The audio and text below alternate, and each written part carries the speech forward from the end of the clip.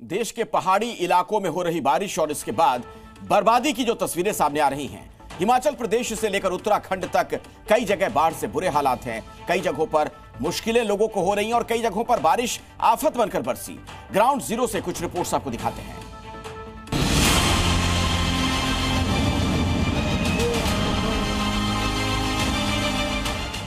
देश के पहाड़ी इलाकों में पानी का जो रौद्र रूप देखने को मिल रहा है, वो बता रहा है कि पहाड़ों पर इस वक्त जाना कितना खतरनाक साबित हो सकता है।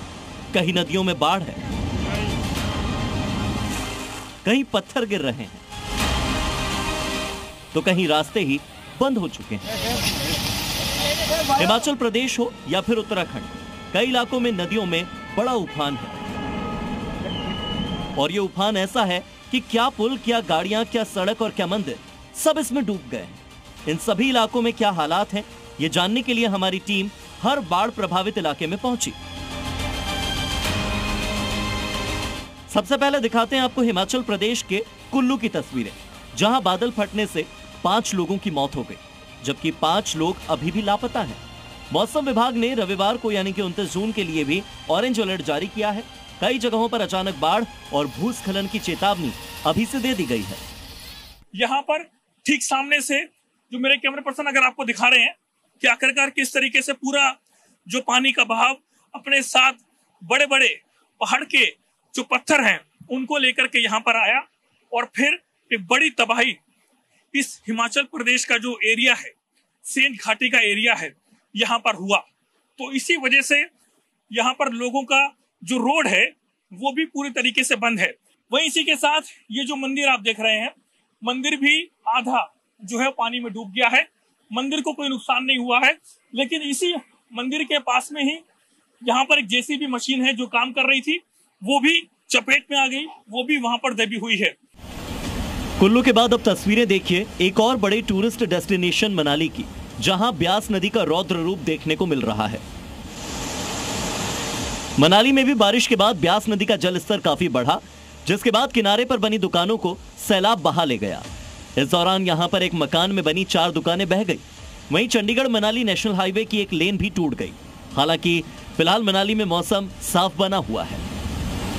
ये बाहंग का वो इलाका है जहां पर पिछले 3-4 दिनों में जिस तरीके से बारिश हुई, उसके बाद बाढ़ की स्थिति ने अब पूरी तरीके से इलाके का नक्शा बदलना शुरू कर दिया है।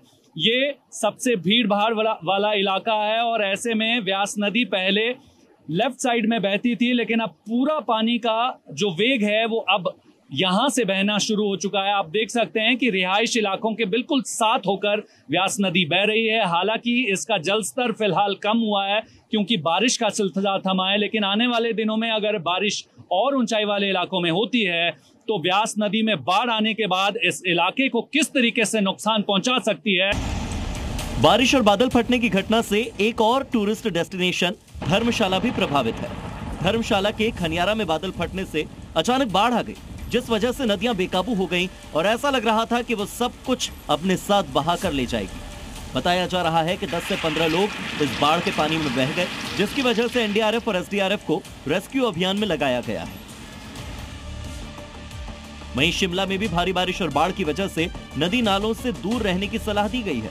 मौसम विभाग ने 27 जून से 2 जुलाई तक भारी बारिश की चेतावनी दी, जिसमें 29 जून को ऑरेंज अलर्ट और बाकी दिनों में येलो अलर्ट जारी है। शिमला समेत चंबा, हमीरपुर, कांगड़ा, किन्नौर, कुल्लू, मंडी, सोलन और सिरमौर जिलों में बाढ़ और भूस्खलन का खतरा है। हिमाचल प्रदेश के बाद अब तस्वीरें देखिए उत्तराखंड के रुद्रप्रयाग की, जहां कल एक बहुत बड़ा हादसा हुआ। एक बस अलकनंदा नदी में जा गिरी, जिसके बाद अभी वहां पर लापता लोगों की तलाश की जा रही है। अलकनंदा नदी पर लगातार रेस्क्यू जारी है।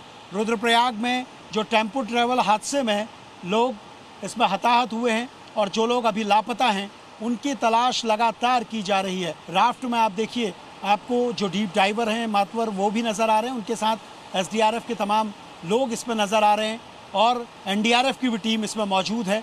और यहाँ से किनारे किनारे से रेस्क्यू अभियान की कोशिश चल रही है कि रेस्क्यू अभियान को पूरा किया जा सके, उनकी तलाश की जा सके। लेकिन इस पानी में ये राफ्ट उतार कर रेस्क्यू करना बहुत मुश्किल और चुनौतीपूर्ण है। मॉनसून के इस मौसम में बड़ी चुनौती लैंडस्लाइड बना हुआ है। कुछ ऐसा ही जम्मू के रामबन में भी हुआ, जहां भारी बारिश के बाद लैंडस्लाइड हुई थी और नेशनल हाईवे पर ट्रैफिक रोक दिया गया था। लेकिन अब ट्रैफिक खोल दिया गया है।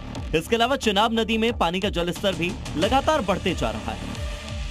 बारिशों और बाढ़ की बात करें तो इन पहाड़ों में आप देखिए ये विशाल चिनाब नदी जो है इतनी भर गई है कि अगर इस डैम को ये फांद के निकल जाती तो हो सकता था जो रामबन सामने कोई 3-4 किलोमीटर पर जो टाउन है उसमें खतरा पैदा हो सकता था। जो दरिया के किनारे बस्तियां हैं उनको बचाने में मुश्किल हो जाती। और साथ ही साथ मैं आपको बता दूं कल एक एडवाइजरी भी जारी की गई है जम्मू प्रांत में, और सभी दरिया के किनारे रहने वाले लोगों को, चाहे फिर वो तवी नदी जम्मू में है या फिर ये चिनाब नदी जो बहती है इसके किनारे में जो लोग रहते हैं को ये सलाह दी गई है कि वो नहाने या दरिया के किनारे न जाएं। और साथ बाढ़ बारिश का ये रौद्र रूप अभी कुछ और दिन तक दिखाई देगा। शहर शहर बारिश की बेबस तस्वीरों के बीच जी न्यूज की यही अपील है, अलर्ट रहिए, सतर्क रहिए। ब्यूरो रिपोर्ट, जी मीडिया। जी न्यूज।